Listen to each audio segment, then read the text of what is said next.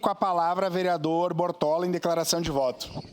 Senhor presidente, senhoras e senhores vereadores, seguindo mais ou menos, até para dar uma resposta ao vereador Wagner Petrini, nosso projeto de distanciamento dos clubes de tiro, como diversos outros municípios, vereador Rafael, que foram aprovados e é lei, foi derrubado foi derrubado parecer de inconstitucionalidade em 2023, voltou para as comissões, demorou 6 meses numa comissão, 3 meses em outra, e não foi pautado em 2024.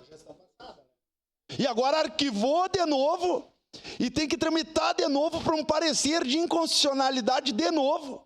É um absurdo. É um absurdo o que acontece nessa casa. E, infelizmente, é só em Caxias do Sul, segunda maior cidade do estado, que acontece uma coisa dessas. É inadmissível. Volto a dizer, nós não podemos se abaixar, essa casa não pode se rebaixar a um parecer consultivo de GAN e DPM. Consultivo. Não é difícil de entender, é só uma consulta. Não está dizendo vocês são obrigados a fazer isso. Porque se nós fôssemos obrigados, me desculpa, fecha as portas, apaga as luzes e tchau. E GAN e DPM é vereador agora, não sabia.